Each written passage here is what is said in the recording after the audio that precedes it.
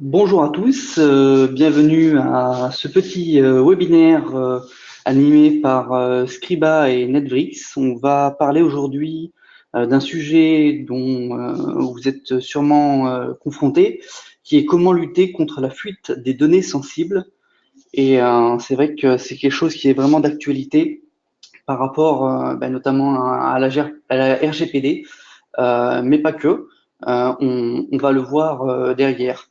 Vous avez une petite interface qui vous permet une interaction avec les différents participants et des différents organisateurs qui sont présents ce matin pour vous. Je vous laisse après poser les questions et nous y répondrons sur la fin de ce petit webinaire. Je vais commencer par introduire un peu Scriba et qui je suis. Donc, je me présente, Baptiste Sched. Je suis ingénieur avant-vente chez Scriba. Scriba, on est présent maintenant depuis un peu plus de 33 ans sur la région bordelaise, mais aussi de manière nationale. On couvre quasiment toute la France au travers de 8 agences. On réalise un chiffre d'affaires suite au rachat de Pentasonic en novembre 2016 qui est de 39 millions d'euros, ce qui nous fait un effectif d'environ 150 collaborateurs. Majoritairement, ce sont des forces techniques, à la fois ingénieurs et techniciens, mais également on a un gros pôle support qui sert à dépanner tous nos clients à distance, qui est basé à Mérignac, dans nos nouveaux locaux. C'est la nouveauté du début du mois de mars, enfin de avril, pardon. On a déménagé fin mars 2018 et on est maintenant dans des nouveaux locaux de 1500 mètres carrés. Donc on a regroupé tous les différents services bordelais sur une seule et même structure. Et c'est vrai que ça nous change le quotidien. Vous aurez sûrement l'occasion de venir les découvrir, je l'espère. En quelques mots, on a aujourd'hui un domaine de compétences qui est assez étendu, assez varié au niveau de Scriba, avec tout ce qui tourne autour du périphérique, que ce soit des tablettes, des PC ou des équipements hybrides. Également, tout ce qui va tourner au niveau de la fourniture d'infrastructures, avec des serveurs, que ce soit en local ou également dans le cloud sur différentes plateformes avec lesquelles nous sommes partenaires. Toutes les suites liées à la collaboration avec un gros partenariat, notamment avec Microsoft sur Office 365, avec beaucoup de réseaux sociaux, de portails collaboratifs, de messageries également qui sont dans le cloud, un accompagnement au changement pour tout ce qui va être digitalisation et modernisation des systèmes d'information de nos clients ou des prospects qui viennent à nous pour avoir un peu d'expertise sur ces thématiques. Un pôle support dont j'ai déjà parlé, qui est basé, lui, sur Mérignac et qui comprend une vingtaine de personnes qui sont sédentarisées, qui font aussi bien de la résolution de problèmes de niveau 1 à 3 que également de la supervision au niveau des infrastructures qui sont déployées chez nos clients. Un pôle, une BU, même solution, qui va être là pour tout ce qui va être pilotage au niveau des entreprises, que ce soit aussi bien sur du CRM, sur de la BI avec notamment Power BI de Microsoft, une application que nous avons développée de gestion des ressources humaines et également après certaines applications plutôt métiers avec des partenariats avec des éditeurs que Scriba accompagne depuis maintenant aussi quelques années. Enfin, la dernière BU et non des moindres, la BU Print, qui nous permet de proposer des contrats coupages à nos clients pour vraiment essayer d'optimiser le besoin par rapport au coût mensuel de ce type d'impression et de ce type de matériel. Enfin, aujourd'hui, on se rend compte que le marché est vraiment en train d'évoluer. À savoir, on a vraiment besoin d'adopter de nouveaux usages. Ces nouveaux usages viennent renforcer les métiers historiques dont j'ai parlé il y a quelques instants, avec notamment l'IT qui est vraiment en train de changer au niveau du mode de consommation. On a de plus en plus de projets d'externalisation vers des clouds qui sont présents alors en France ou du moins en Europe. Et on est aussi amené vraiment à devoir appréhender ces nouvelles attentes qui sont la transformation numérique, la partie cybersécurité. On le voit avec tout ce qui est ransomware, tout ce qui va être attaque, CryptoLocker les petites cochonneries que l'on peut récupérer comme ça dans les boîtes aux lettres ou sur certains sites qui sont malveillants. Et également, sur la fin d'année 2017 et début 2018, nous avons un gros focus sur la partie RGPD. C'est aussi pour ça qu'on a souhaité faire ce séminaire aujourd'hui, puisque je ne vais pas résumer, bien entendu, Netbricks uniquement à la partie RGPD, puisque vous allez le voir dans la présentation de Damien tout à l'heure, le produit est en capacité de faire beaucoup plus. Mais c'est vrai que voilà, c'est un des pans qui peut être couvert par cette partie-là. Pour ce qui est de la RGPD, je ne vais pas vous détailler dans le détail l'ensemble des processus. Ce qu'il faut retenir aujourd'hui, c'est que cette mise en place de cette réglementation va nécessiter à la fois une grande organisation dans l'ensemble des services qui sont présents au niveau de l'entreprise, une partie également qui va être juridique pour accompagner les entreprises dans la mise en place et dans la conformité par rapport à la RGPD. Il y a tout un aspect aussi traçabilité et documentation qui va être amené à être mis en œuvre au sein de l'entreprise et également, pour finir, toute une partie qui va être liée au système d'information et notamment à la sécurité autour du système d'information. Et c'est ce que vous avez sur la partie gauche de l'écran. Et c'est ce que Scriba propose en termes d'accompagnement auprès de ses clients. Et également, c'est ce que nous allons voir un peu ce matin avec un outil qui s'appelle donc Netbricks, qui va vous permettre d'avoir un peu plus de traçabilité sur vos données. Au niveau justement de ces données, notamment des données à caractère personnel, on va avoir trois catégories, je dirais, derrière de menaces et sur lesquelles il va falloir se pencher au niveau de la sécurité. Ça va être des risques qui vont être liés à l'intégrité du système d'information, mais également des risques qui vont être liés à sa disponibilité et enfin à tout ce qui va être confidentialité du système d'information. Et une fois de plus, par rapport à ça, Netbricks va être en mesure de répondre pleinement à ces aspects. Et je vais laisser derrière la main à Damien. Je vais le laisser passer la présentation sur Netbricks pour que vous ayez un peu plus de visibilité par rapport à ça.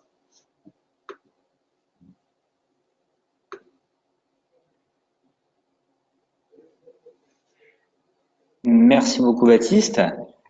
Bonjour à tous, donc je m'appelle Damien Labib. Je vais accompagner Baptiste sur cette présentation Netbricks Auditor. Alors, on va s'intéresser ici un peu plus à la partie outils et plus précisément à comment peut-on gérer une fuite de données directement en fait à travers un outil d'audit et de traçabilité. Alors, avant même de rentrer dans le vif du sujet, il est bien clair qu'on n'apportera aucune solution magique, malheureusement.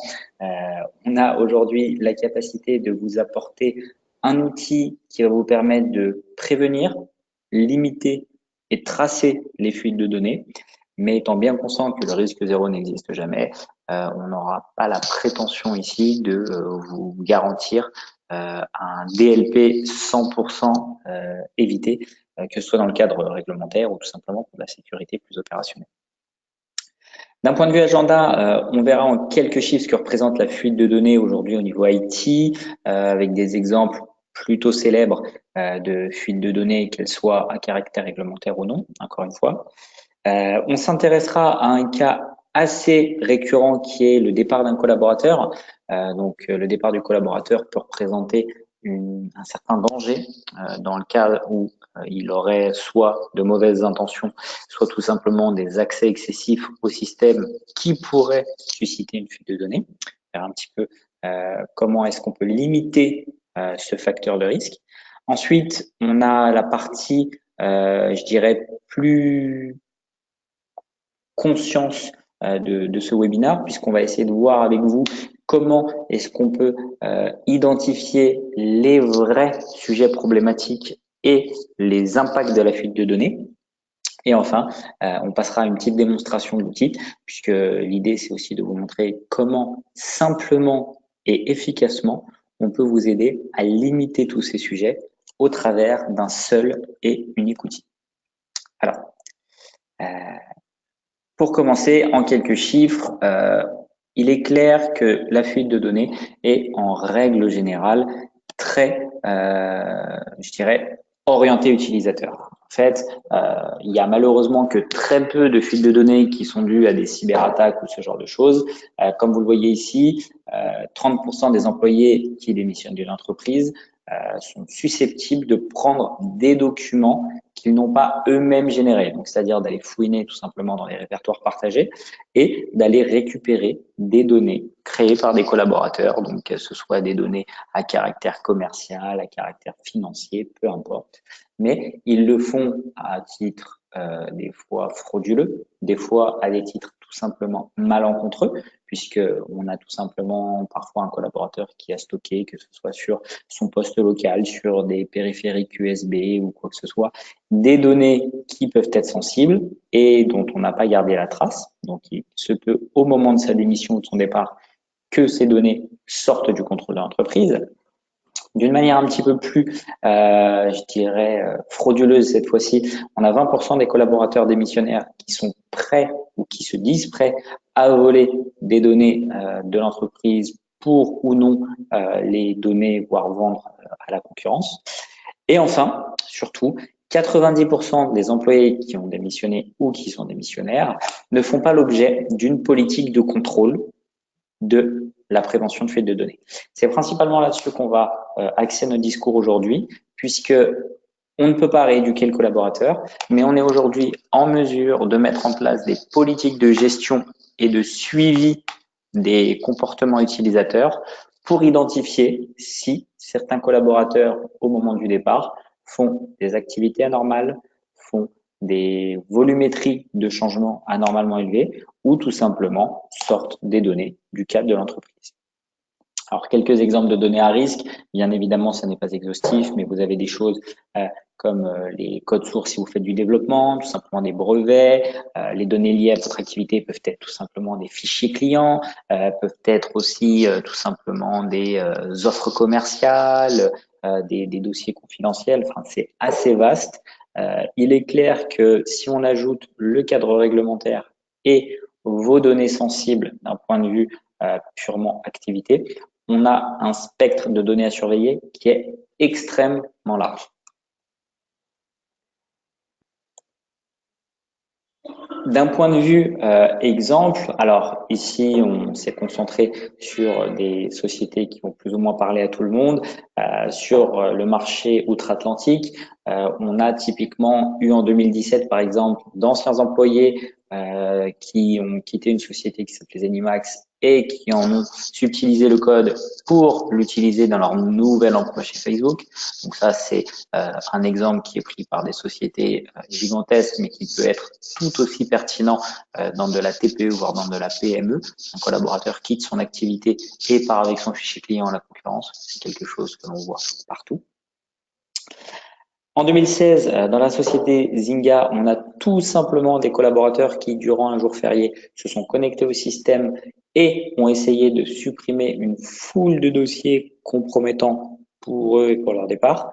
Alors là, pareil, hein, on peut rentrer dans le cadre tout simplement où un collaborateur est en conflit avec l'entreprise et souhaite masquer des erreurs, des fautes, ou tout simplement souhaite avoir un comportement, je dirais, de nuisance en fait, il souhaite tout simplement nuire à l'entreprise et supprimer de la donnée de son propre chef.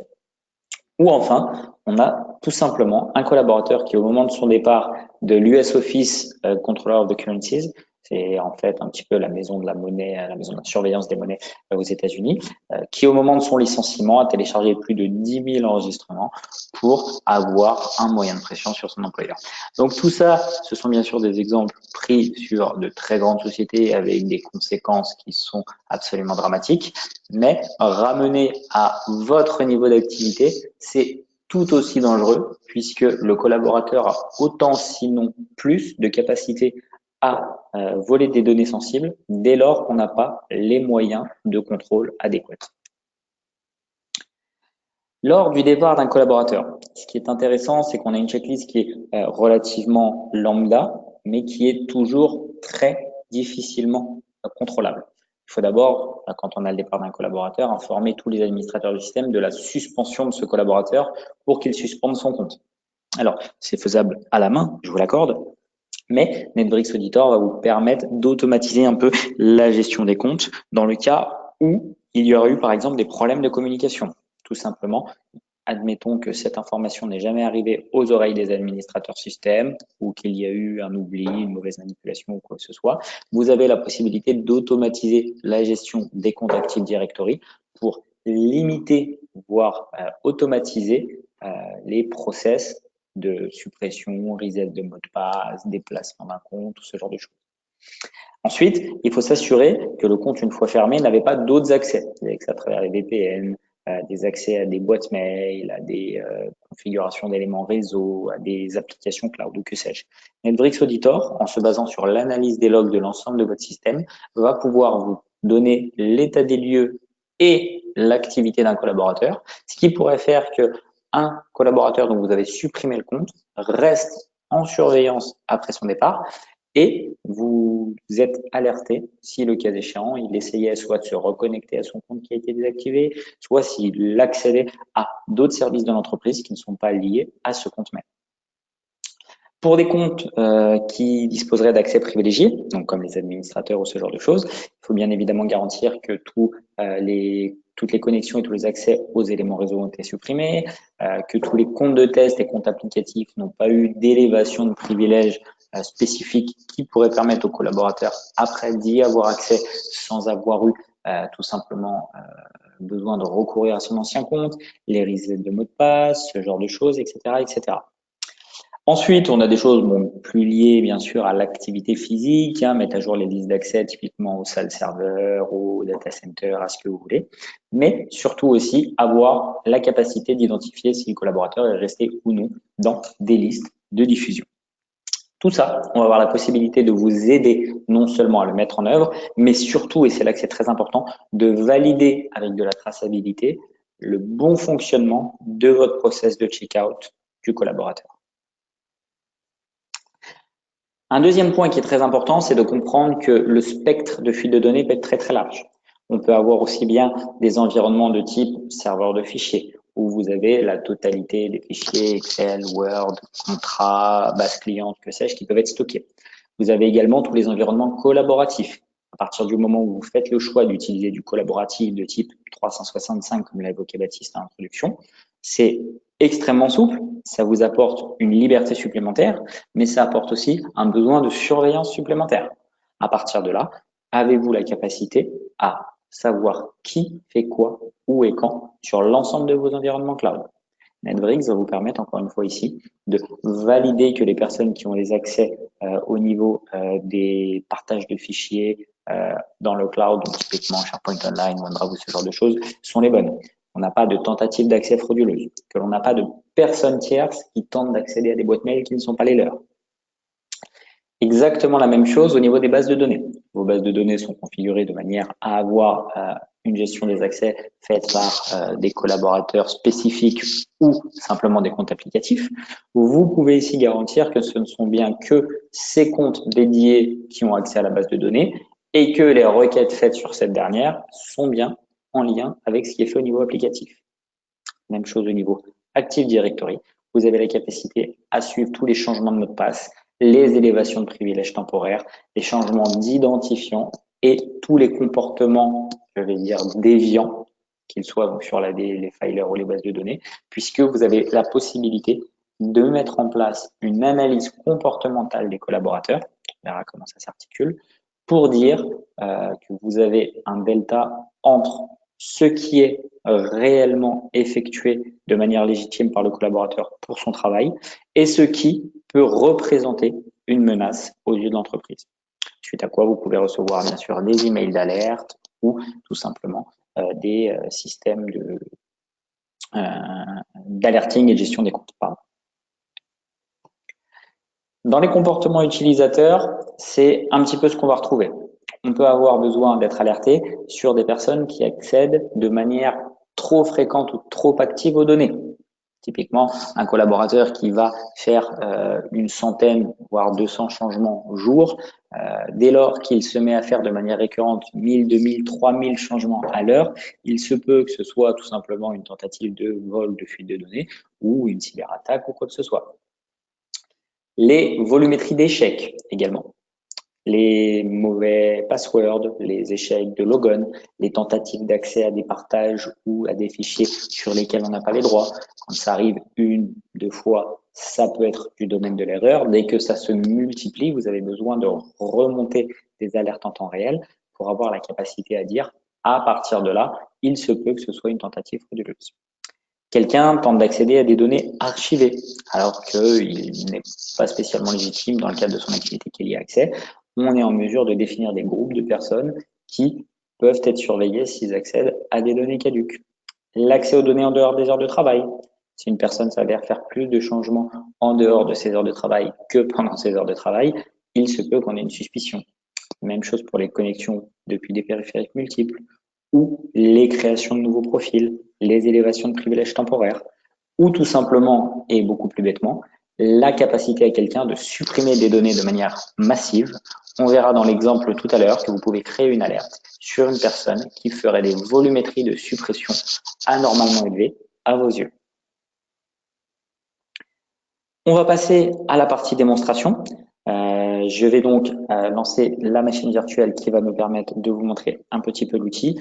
N'hésitez pas, je vous rappelle, à poser vos questions dans la barre prévue à cet effet.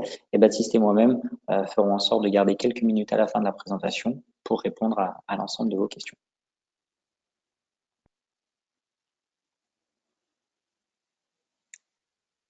Voici l'outil. D'un point de vue infrastructure, si on fait un tout petit point technique, l'une des grosses forces de cet outil, c'est qu'il est entièrement sans agent. Cet outil va être non intrusif, va avoir vocation à être entièrement transparent par vos collaborateurs et va vous permettre tout simplement d'aller récupérer les journaux d'événements existants sur les objets que vous souhaitez auditer. Les objets que vous souhaitez auditer, c'est ce qu'on a évoqué tout à l'heure, la messagerie, les serveurs de fichiers, les bases de données. On va se baser sur les journaux, les logs déjà existants sur ces objets pour les concaténer et les rendre intelligibles directement dans l'outil. L'outil dispose de 3, je dirais, blocs d'utilisation. On va avoir un bloc qui va être la recherche, un bloc qui sont les rapports et un bloc qui sont les alertes. Si on commence par la partie rapport, on a tout d'abord des choses relativement classiques pour les gens habitués à travailler sur les outils de sécurité, puisqu'on a des rapports graphiques sur les changements en fonction du temps, par serveur, par collaborateur, par source de données également par exemple, qui vous permettent d'avoir une vision relativement esthétique de ce qui se passe au niveau de votre système, de vous abonner à ces rapports, donc c'est-à-dire d'avoir un outil qui a vocation à vivre tout seul, ne pas avoir à l'exploiter vous-même à la main de manière récurrente. Vous pouvez dire à l'outil ici, je vais recevoir ce rapport par email dès lors que j'ai de l'activité au format PDF, soit attaché dans mon mail, soit déposé directement sur un serveur de fichiers. Je veux en être le destinataire, mais également y mettre des collaborateurs du métier et le rendre périodique, le recevoir une fois par semaine, par mois, de manière quotidienne, ce que vous voulez. Ce qui est extrêmement important avec ces rapports, c'est qu'en plus de pouvoir les rendre automatiques, vous pouvez interagir avec eux. Quand on dit interagir, c'est qu'ici, vous pouvez avoir un collaborateur qui, je sais pas, est en maladie ou, pour reprendre le cas qu'on évoquait tout à l'heure, a tout simplement quitté l'entreprise et on se rend compte que son compte continue à faire des modifications sur le système. C'est pas normal. Je vais à partir de là interagir avec mon rapport, je vais mettre ce collaborateur au centre et je veux savoir quelles sont ses activités. Ah, bien, il s'avère que le collaborateur Graham est allé sur mon serveur Exchange et y a modifié les boîtes mail de certains de ses collaborateurs. Dès lors que vous avez une modification, et ça c'est valable pour l'ensemble des outils, que l'on parle de la messagerie, que l'on parle des serveurs de fichiers, que l'on parle des bases de données, de ce que vous voulez, dès lors qu'il y a une modification, vous avez la valeur avant et après la modification. Ça vous permet non pas d'automatiser une prise en main, le but du jeu n'est pas de laisser la prise en main à l'outil, mais ça vous permet, le cas échéant, si vous avez vous-même à intervenir, d'avoir automatiquement la valeur précédant l'action pour pouvoir faire le rollback nécessaire.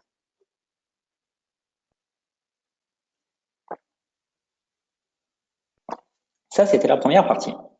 Si vous rentrez un peu plus dans le, je dirais, gros du sujet, vous avez l'ensemble des rapports divisés en deux grandes familles, les rapports opérationnels et les rapports normatifs. Les rapports normatifs, ils sont ici. Vous les voyez dans l'onglet Compliance, où vous allez avoir des sous-familles en fonction de la norme à laquelle vous voulez être compliant. Ici, on va prendre l'exemple de la GDPR, puisque la GDPR est un petit peu le sujet de tout le monde en ce moment. Il s'agit ici de vous dire que l'outil a effectué une cartographie. Il a pris toutes les dispositions du RGPD relatives à l'IT, et je souligne à gros traits que c'est uniquement les dispositions relatives à l'IT. On ne va pas ici s'intéresser aux problématiques de process métier, par exemple. Et à côté de ces dispositions, il a créé un tableau qui va vous expliquer ce que sont les tenants et aboutissants de chacune des directives. Et surtout, vous avez, comme vous le voyez dans la colonne de gauche sur ma console, une liste de rapports préconfigurés qui vous permettent de faire l'état des lieux de votre système à un instant T vis-à-vis de ce que demande la norme. Donc, cette cartographie, pour faire très simple, elle va vous dire, voilà, la norme vous demande d'être configurée de la manière Z. Aujourd'hui, votre système est configuré à l'état X. Comment est-ce que je vais de X à Z? Quelles sont les dispositions à prendre? Encore une fois, ça ne fait pas la conformité magique, ça ne fait pas les modifications à votre place, mais ça a la possibilité non seulement de vous dire où est-ce que vous en êtes, et au fur et à mesure de l'évolution de votre système, puisque mai 2018, c'est demain, mais il y a tout la suite de l'évolution de la norme et de votre système qui reste en cause. Une fois passé mai 2018, il faudra continuer à travailler sur ce niveau de compliance. Vous aurez du coup, à partir de là, la capacité à auditer de manière récurrente votre système pour mesurer votre maintien en condition opérationnelle de la norme. Et ça, c'est valable pour la GDPR, pour ISO 27001, PCI DSS, bref, une foule de normes qui sont traitées exactement de la même manière. Ensuite, on va retrouver des rapports opérationnels. Ces rapports opérationnels, ils vont nous servir par exemple à prévenir la fuite de données, comme on le disait tout à l'heure. Si je m'intéresse à mon serveur de fichiers, je vais avoir des rapports sur son activité. Son activité, ça va être qui crée, modifie, supprime des droits, des partages, des fichiers, bref, tout ce qui va se passer, qui fait quoi, où et quand dans mon serveur de fichiers. Cela étant, pour prévenir une fuite de données, je peux avoir besoin de faire l'état des lieux de mon serveur de fichiers. Je peux lui demander, dis-moi, y a-t-il des personnes qui ont accès à un partage sensible chez moi alors qu'elles ne devraient pas?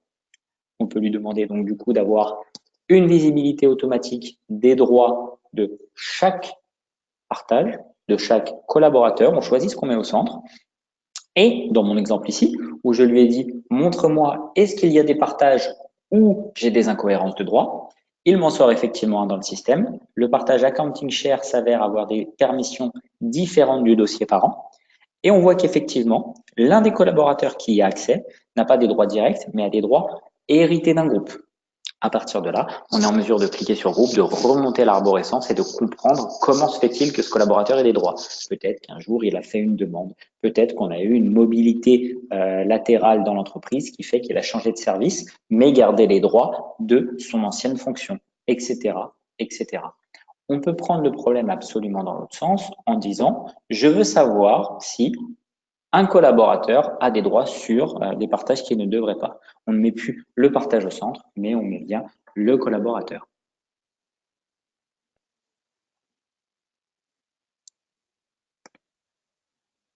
Également, pour la prévention des fuites de données, on a la possibilité de demander à l'outil si certains collaborateurs disposent de permissions excessives.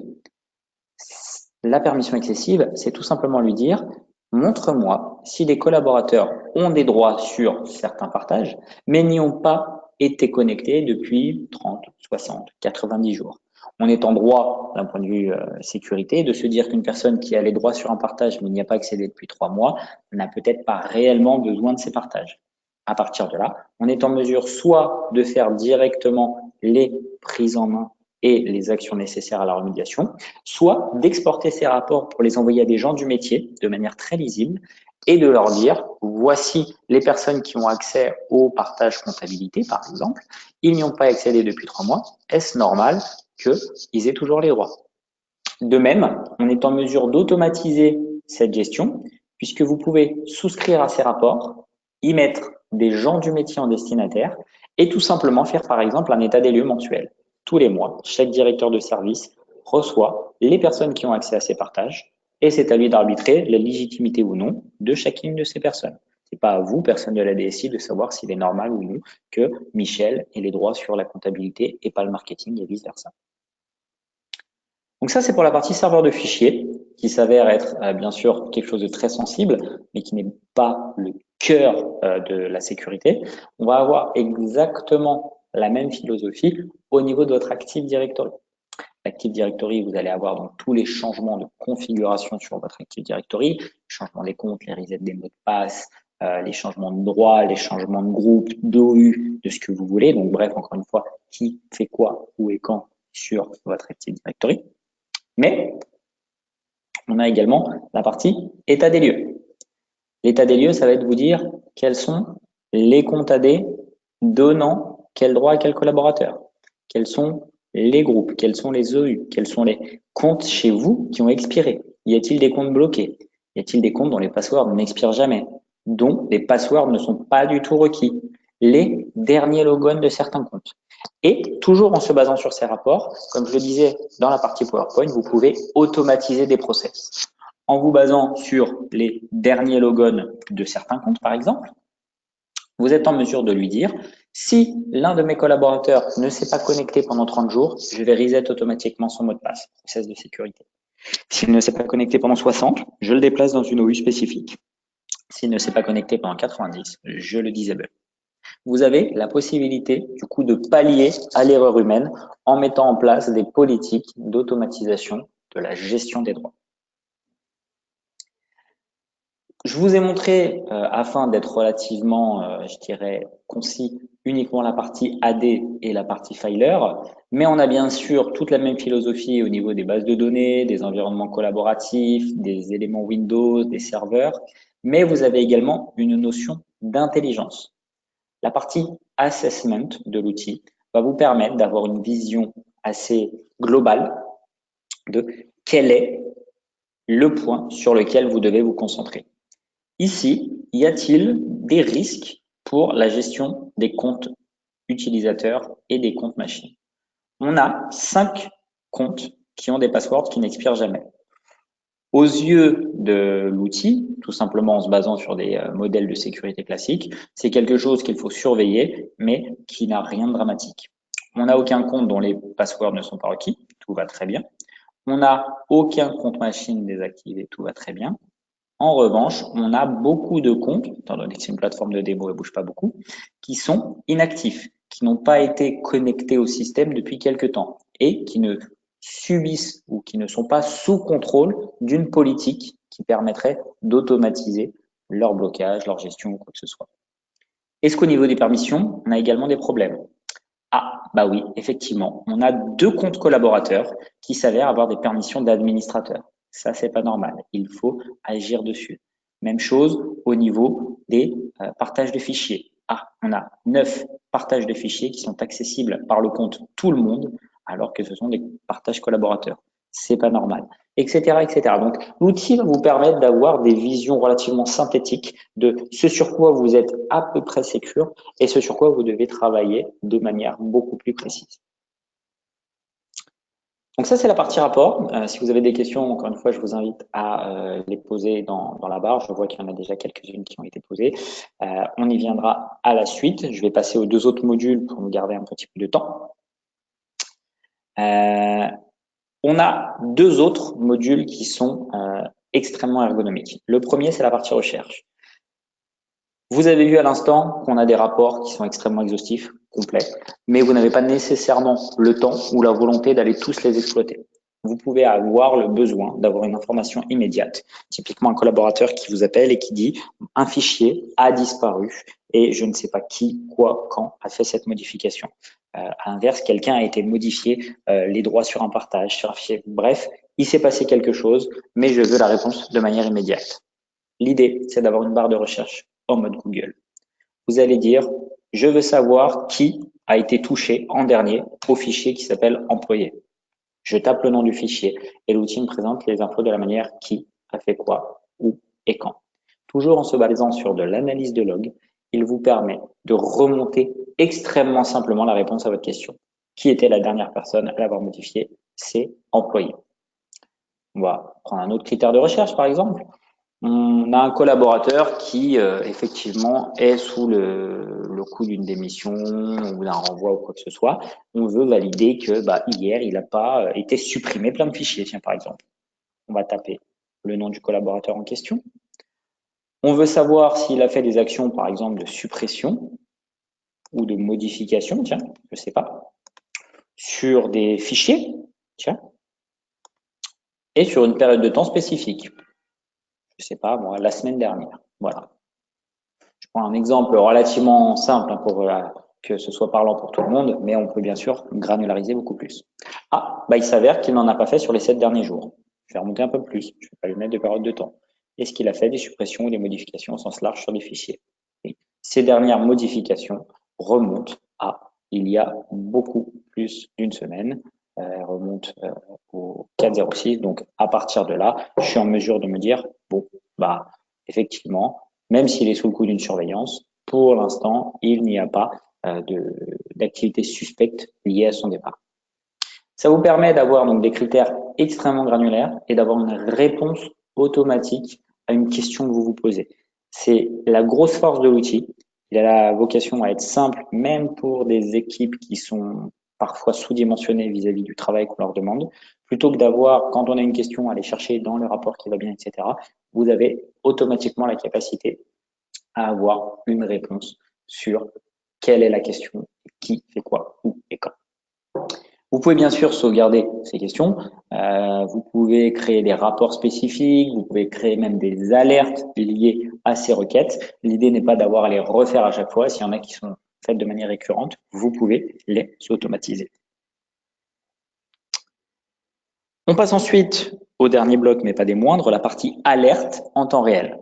Vous pouvez bien sûr vous appuyer sur une bibliothèque d'alerte complète, préchargée dans l'outil, donc avec des alertes relativement génériques sur les suppressions de comptes, les multiples logons échoués, sur des volumétries de suppression de masse, sur des activités suspectes du type X logons échoués, sur X création de fichiers exe sur des partages locaux, bref. Ces alertes prédéfinies s'activent en cliquant sur On et se désactivent en cliquant sur Off. Jusqu'ici, rien d'extraordinaire. Vous pouvez bien sûr les modifier à votre convenance, mais vous pouvez créer vos propres alertes. On va ici en créer une ensemble. On va l'appeler Webinar, dont les destinataires seront les personnes responsables de la sécurité dans l'entreprise. Et derrière, on va fonctionner par un système de filtre. On va empiler des calques, un petit peu comme si on était sur un logiciel d'édition de photos, en fait, où on empile différentes couches. Ici, étant dans un webinaire sur la fuite des données, on va dire par exemple, je veux être alerté si un collaborateur fait plus de 1000 copies en 1 minute, par exemple. Bon, eh bien, je vais tout simplement lui dire, je veux surveiller l'action copie. Donc, j'ai bien sûr des actions, je dirais, récurrentes, ajout, suppression, modification, renommer, bouger, check-in, check-out, des logons, des log-off, peu importe, mais j'ai aussi la partie copie. Alors, je vais surveiller les copies. Je vais les surveiller si elles sont faites uniquement sur des fichiers. Alors, je pourrais dire aussi sur n'importe quoi, sur des bases SQL, sur des partages, sur des comptes machines, sur des passes complets. Et ici, on va s'intéresser par exemple à des fichiers. Des fichiers n'importe où ou sur un partage spécifique. Typiquement, est-ce qu'il y a des copies trop importantes faites sur la DRH par une personne qui s'avère être membre de tel groupe ou non d'ailleurs. Admettons que vous ayez qu'une seule personne qui soit en mesure de toucher au partage en question. Eh bien, si cette personne n'est pas celle qui fait les modifications, je vais remonter une alerte. Bref, vous empilez, encore une fois, en partant des critères qui, quoi ou quand, une somme de filtres sans limite pour atteindre le niveau de granularité qui vous intéresse. Donc ici, on a pris l'intérêt de dire, je veux surveiller si j'ai des copies de fichiers depuis le répertoire DRH qui ne sont pas faits par la DRH. Pour granulariser cette alerte, vous allez déterminer les seuils qui vous paraissent pertinents. L'idée, c'est pas d'avoir une alerte qui sonne toutes les 30 secondes parce que vous avez eu plein d'alertes dans tous les sens sur des choses non granulaires. Vous allez dire, moi, c'est intéressant dans mon cadre d'activité si j'ai l'alerte parce qu'il y a eu 100 copies en 1 minute ou moins. Et ça, c'est valable pour n'importe quel type d'action, pour des logons, pour des log-off, pour de la fuite de données, pour des accès à des comptes, pour des modifications sur des bases de données. Vous avez la possibilité de déterminer des seuils pour tout. Et entre la partie alerte et la partie rapport qu'on a vu tout à l'heure, l'alerte ici est faite pour être instantanée, temps réel, donc sur des choses qui sont très sensibles. La partie audit rapport est, elle, faite sur des choses, je dirais, plus récurrentes que vous mettez en place avec des périodicités que vous avez choisies. Entre les deux, on a un gap. Ce gap, il va fonctionner par un système de score de risque. En fait, vous pouvez faire de l'analyse comportementale, comme je l'évoquais tout à l'heure, pour dire je veux suivre les collaborateurs ou les actions qui sont potentiellement dangereuses, mais où il n'y a pas mort d'homme. On prend un exemple concret. Vous dites, dans ma société, il est interdit de créer des fichiers exe sur des partages locaux parce que ça représente une faille de sécurité. Ou vous ne voulez pas mettre une alerte parce que si vous faites une alerte pour ce genre d'action, bah, ça va sonner toutes les 30 secondes et vous ne pourrez plus travailler. Ce que vous avez la capacité à dire, c'est une fois qu'une personne crée un fichier exe sur un partage local, je ne vais pas recevoir d'alerte, mais je vais lui attribuer un score de risque. Admettons, 10, allez, je sais pas, 15 points.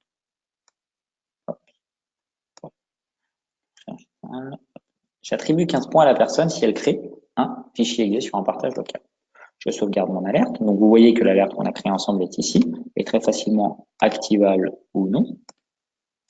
Mais cette notion de risque score, vous allez la retrouver dans le tableau ici d'analyse comportementale de l'entreprise. Vous avez, en se basant sur des alertes que vous avez créées, avec les seuils qui vous sont propres, l'évolution du score de risque dans l'entreprise en fonction du temps. Et vous avez surtout les collaborateurs qui ont le score de risque le plus élevé, donc qui de facto sont ceux qui respectent le moins la politique de l'entreprise. Et par conséquent, vous avez la possibilité de granulariser les recherches, soit par collaborateur, soit par type d'action. Ici, Olivia, on veut voir si effectivement elle a créé des fichiers potentiellement dangereux en se basant sur l'alerte qu'on a fait tout à l'heure. Ah, bah oui, effectivement. Elle crée de manière très régulière, puisqu'on a 46 activités loguées comme ça, des fichiers exe sur des partages locaux. Alors après, on peut avoir le détail de chacun. Voilà, ici, elle a créé un fichier qui s'appelle strange.exe, sur ce partage-ci, tel jour à telle heure, et on est en mesure de corréler tout ça avec les activités de log. Donc en fait, il faut bien le voir, cet audit et cette traçabilité, en 3 formats qui vous permettent de prévenir la fuite de données. Le premier et le plus régulier, c'est la partie audit. Vous avez la possibilité de savoir quels sont les droits des collaborateurs. Vous avez la possibilité d'identifier des incohérences dans la gestion des accès. Une fois ces incohérences traitées, vous avez grandement minimisé la première partie, la capacité de fuite de données liée à une mauvaise gestion des droits. Le deuxième point, c'est celui qu'on a actuellement à l'écran, la partie analyse comportementale. Identifier au fil de l'eau si certaines actions collaborateurs ne sont pas dramatiques en soi à un instant T, mais peuvent représenter sur le long terme une fuite de données, peuvent représenter une faille de sécurité. On a ce suivi d'analyse comportementale. Et enfin, troisième bloc et pas des moindres, c'est la partie alerte temps réel. On a un collaborateur qui fait des volumes d'activité anormalement élevés, des suppressions de masse, des logons sur des serveurs ou des machines où il ne devrait pas avoir accès. À partir de là, on fait de l'alerte temps réel et on est en mesure non seulement de prévenir une fuite de données, mais le cas échéant, de faire le nécessaire vis-à-vis du normatif, puisque là, je vous invite à vous rapprocher des équipes de Scriba, mais vous avez dans le cadre de la GDPR ou ce genre de choses, des obligations d'information dès lors que votre entreprise subit une violation de données à caractère personnel. On a été relativement succinct sur l'ensemble de l'outil, hein, on avait une petite heure. Il nous reste une dizaine de minutes. Je vous invite à poser les questions qui vous restent dans la barre de questions et je vais prendre celles qui ont déjà été posées une par une. Alors, qu'est-ce qu'on a?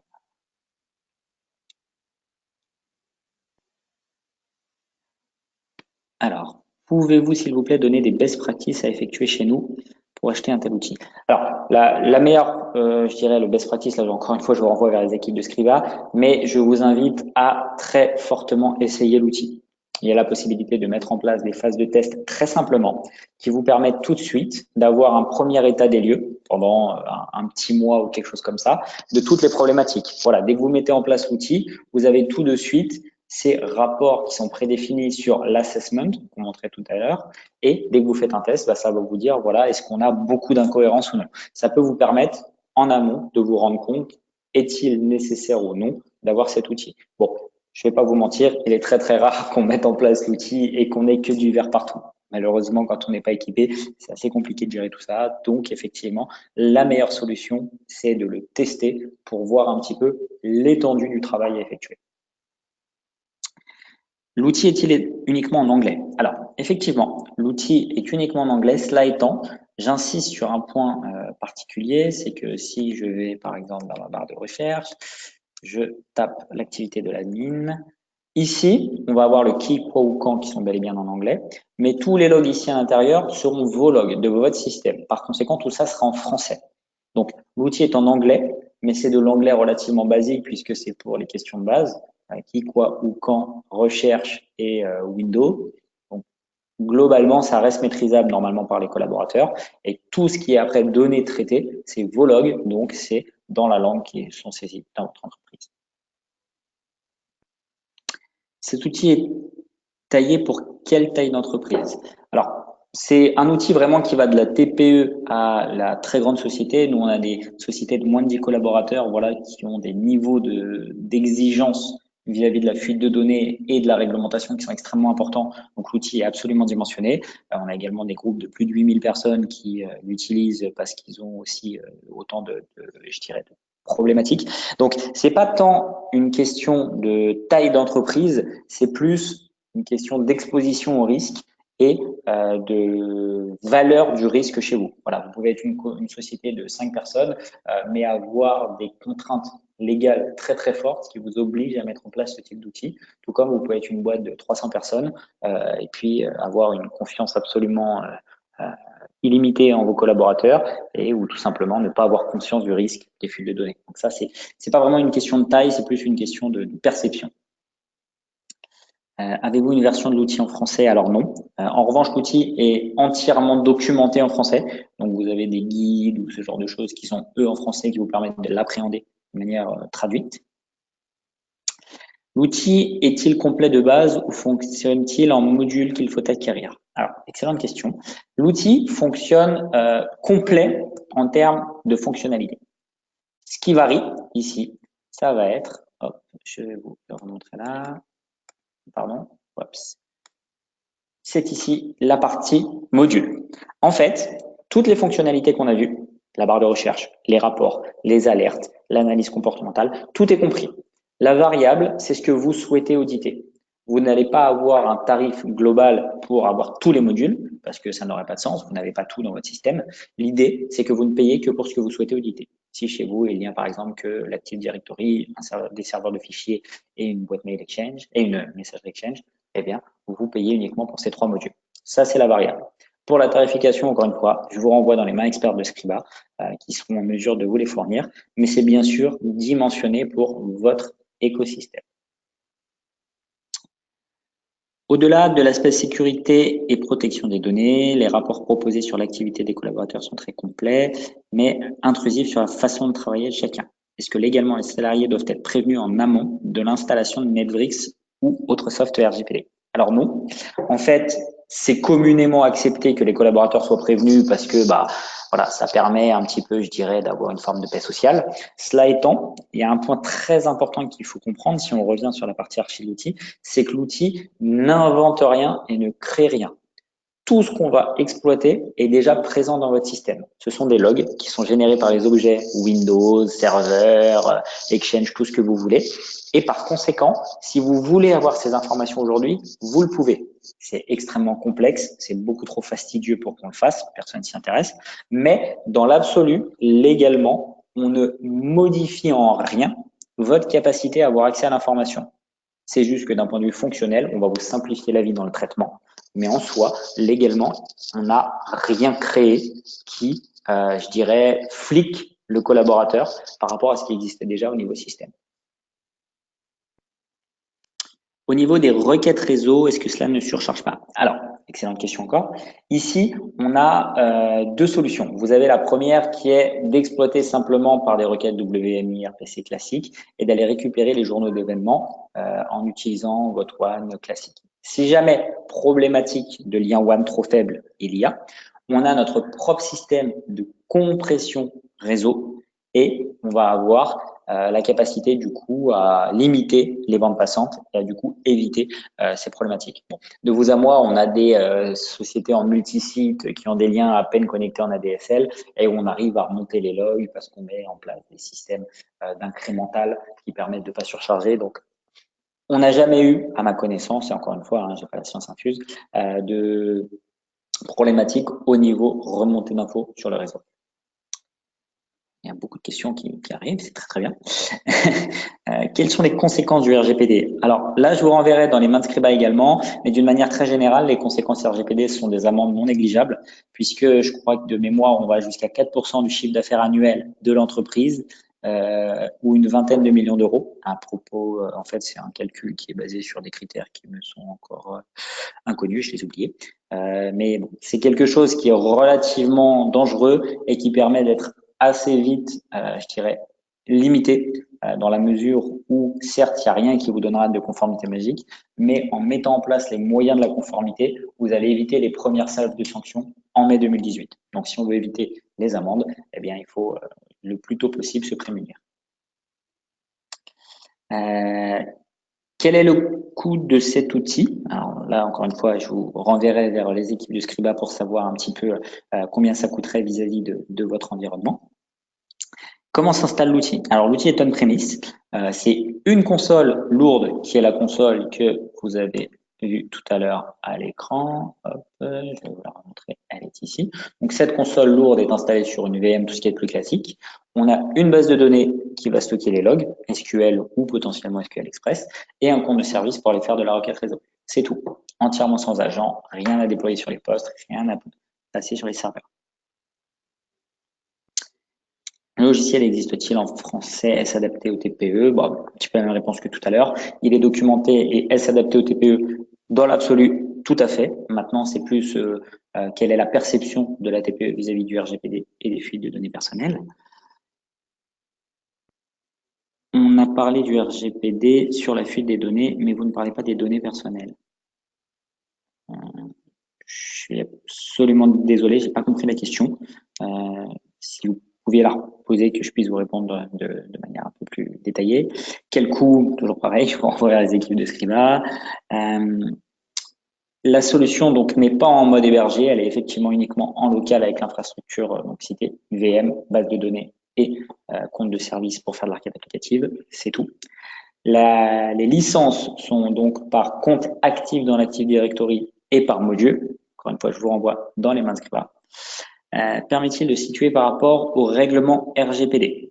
Alors, il va permettre de vous situer dans le sens où vous allez avoir accès au mappage que je vous ai montré et au rapport pour voir si vous êtes déjà conforme ou non. Si la question est a-t-on un script qui va dire je suis conforme à 80%, 70%, non, on n'aura pas un truc aussi visuel, mais on est en mesure de lancer autant de rapports qu'on veut pour automatiser un petit peu le suivi de l'évolution. Vous allez lancer un premier rapport, je dirais un premier audit global qui va vous permettre de dire aujourd'hui où est-ce que j'en suis, voilà ce que me demande la norme, je mets en place mes premières règles et à partir de là, je vais avoir la capacité de réitérer cette opération pour qu'au fur et à mesure de mes actions, je vois où est-ce que j'en suis. Peut-on obtenir un PowerPoint? Bien sûr. Je pense que les équipes de Scriba vous le feront parvenir. Mettre en place pour la conformité RGPD, alors il y a bien sûr toute la partie audit qu'on vient de présenter ici, avec la gestion des droits, des accès, le suivi des collaborateurs, mais il y a tout un aspect métier. Là, je vous renverrai dans les mains expertes de Scriba, décidément Baptiste, je te renvoie beaucoup de personnes à la suite, qui vous expliqueront un petit peu aussi tous les tenants et aboutissants au niveau du métier, puisque c'est une norme qui ne concerne pas que l'IT, elle concerne les données, la gestion des données personnelles, pardon, au niveau global de l'entreprise, donc aussi au niveau du métier. Le temps de mise en place, c'est relativement court, ça va de 2 jours à aller, on va dire grand maximum une dizaine, mais vraiment très grand maximum pour les très gros projets. Donc c'est quand même quelque chose de relativement court qui vous permet d'avoir un outil fonctionnel très rapidement. Après, je dirais que là, je laisserai peut-être plus la parole à Baptiste. C'est plus une question de personnalisation. L'outil, en termes de fonctionnement, est très rapide de mise en œuvre. Après, plus vous voulez le personnaliser, plus mathématiquement, ça ajoute un petit peu de temps de traitement. Oui, en effet, effectivement, Damien, tu as raison. Après, le PowerPoint, on va le diffuser à l'ensemble des participants ce matin. Vous aurez aussi nos coordonnées, bien entendu, pour pouvoir nous contacter. Et on pourra faire un suivi comme ça au cas par cas avec à la fois les questions qui restent, revoir le contexte de chacun, le contexte technique, hein, il s'entend de chacun, pour voir comment appréhender le mieux la solution et faire en sorte que vous l'abordiez de la meilleure manière qu'il soit et également peut-être avoir une vision un peu plus complète de tout ce qui est RGPD également. Voilà. Tout à fait. J'enchaîne un petit peu les questions, je suis désolé, mais je vais faire en sorte qu'on puisse répondre à tout le monde de manière assez rapide. N'est-il pas préférable de prendre un outil certifié? Alors malheureusement, il n'y a pas de certification aussi, je dirais, officielle de la RGPD. Il y a des préconisations de la CNIL sur des procédés de fonctionnement, mais il n'y a en aucun cas des outils certifiés RGPD qui vous aident à la mise en conformité, malheureusement. Je ne sais pas que ce serait pratique, mais ça n'a pas encore été mis en œuvre. Donc, mis à part ces préconisations CNIL, il n'y a pas grand-chose à suivre. La classification des... Ah, ok, comment identifier les données personnelles? Donc, effectivement, l'outil a depuis peu également un module de classification qui vous permet d'identifier où sont les données personnelles, par qui elles ont été créées et comment elles fonctionnent. On l'a pas abordé dans ce webinaire parce que l'idée, c'était de garder, vous voyez, une petite heure. Si on abordait vraiment tous les tenants aboutissants de la RGPD, il nous faudrait une journée complète. Mais là, je vous invite à vous rapprocher des équipes de Scriba ou de Netflix directement pour qu'on organise une démo peut-être poussée sur cette deuxième partie de classification et de voir comment ça s'articule.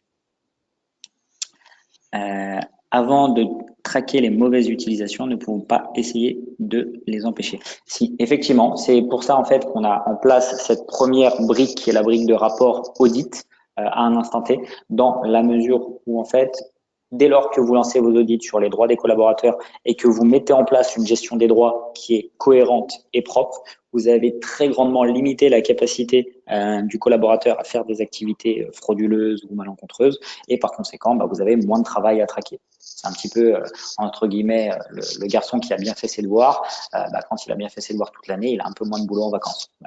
Là, si je peux m'appuyer sur la même allégorie, une fois qu'on a bien géré tous les droits, on a beaucoup moins de boulot au niveau des alertes et tout le reste. Je pense savoir fait à peu près. Ah non, Scriba a déjà déployé cet outil dans des entreprises. Oui, tout à fait. Oui. Vas-y, je te laisse.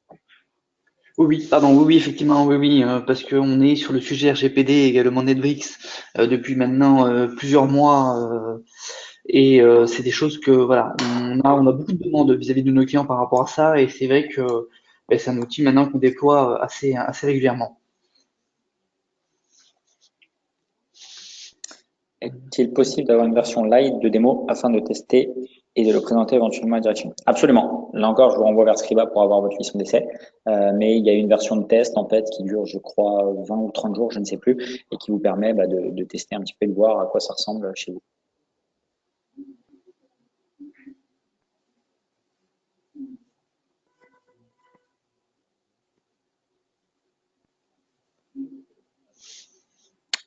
On a fait le tour des questions, j'ai l'impression. De toute façon, s'il y en a d'autres, vous pouvez nous les reposer par mail, par ce que vous voulez. Vous serez tout à fait libre d'interagir avec Scriba là-dessus. C'était tout pour moi. Merci à tous de vous être présentés et pour toutes vos questions. C'était très intéressant comme échange. Baptiste, je te laisse le mot de la fin. Bien, bah écoutez, pareil, merci effectivement pour votre écoute, votre temps, parce qu'on sait qu'on court tous après le temps et c'est quelque chose qui est extrêmement précieux. N'hésitez pas encore une fois, voilà, à revenir vers nous si vous voulez quelque chose d'un peu plus personnalisé en fonction de votre contexte. On le fera avec grand plaisir. Revenez voilà, vers les commerciaux qui vous suivent, ou sinon on le diffusera de toute façon le PowerPoint avec des contacts à l'issue du webinaire, et comme ça vous saurez vers qui vous orienter pour avancer un petit peu plus sur ce sujet et également sur la partie RGPD. Voilà. Merci encore, bonne fin de journée à tous et j'espère à très bientôt. Merci à tous, à très bientôt.